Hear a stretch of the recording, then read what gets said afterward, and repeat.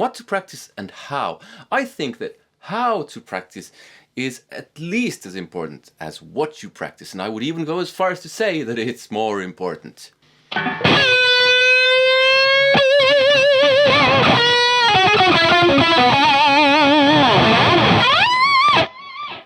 Hello and welcome to another video with me, Elmo J. Karilainen, and it's good to have you along. You can call me this guy if my name is tricky to pronounce. Today we're taking a look at how to practice. This is part one of 2 parts, so in 2 weeks we'll be taking a look at what to practice. So be sure to subscribe so you don't miss out on that, because if you combine how and what, you'll just improve so much faster. Now, like I said, I believe that how you practice is at least as important as what you practice. So let's say, for instance, you're practicing this.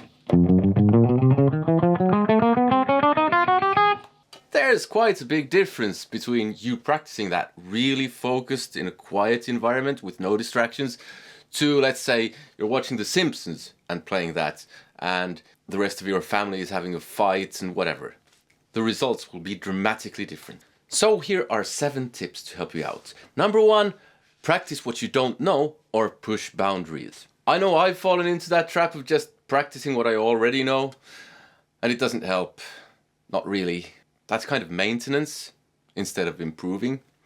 If you want to improve, you need to push those boundaries. That can be any which way. It can be increasing speed, it can be learning new scales, it can be learning new songs, new techniques, whatever.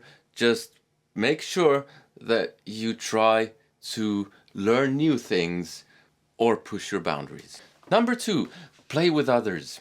Now, I know this might be nearly impossible for some people. Maybe you live in a remote village out there with nothing but wolves around you. I don't know.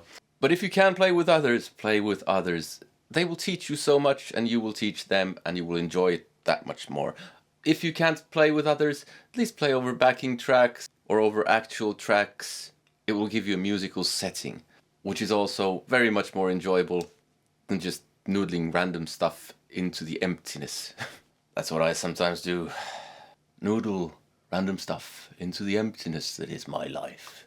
Number 3, set goals. Yes, I've talked about this elsewhere, but this really just is that important. Set big goals and break those down into smaller goals. So you pick a guitar player like, let's say, Gary Moore. I want to become like Gary Moore. I want to become like Yngwie Malmsteen, Steve Vai, and you can deconstruct those and they do similar things. That gives you smaller goals.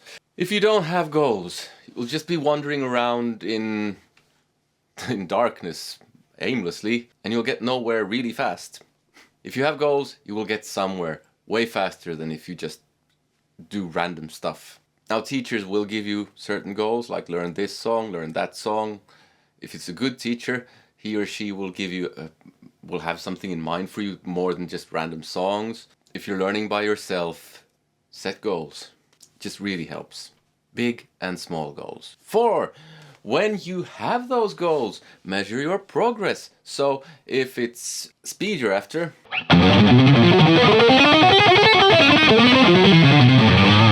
use a metronome. That will really help you measure your progress. Plus, it's the added benefits of you get your next goal automatically. So if you can do it at 120, your next goal is the next number on the metronome. Easy.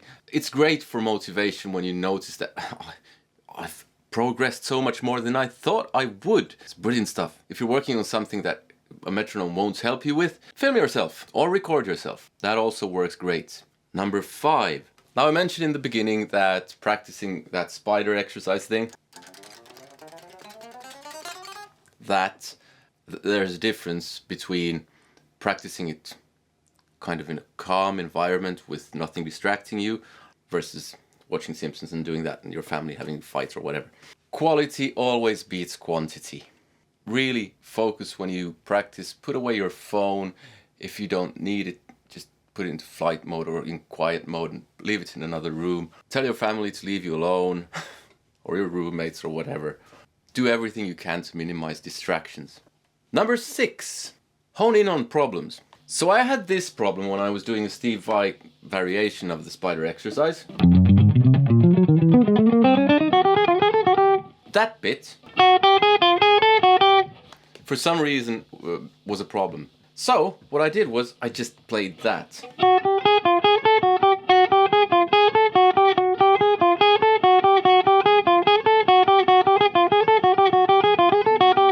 So what happens if you just start over from the beginning? Let's say you mess this up.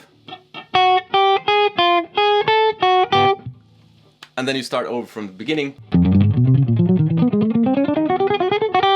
What you'll become really good at this. And you'll probably mess up this again. Focus in on the problems. That will make you progress much faster.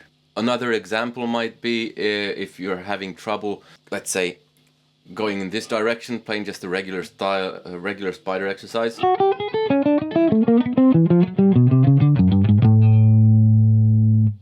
And you're having trouble with your right hand, just play 4 notes.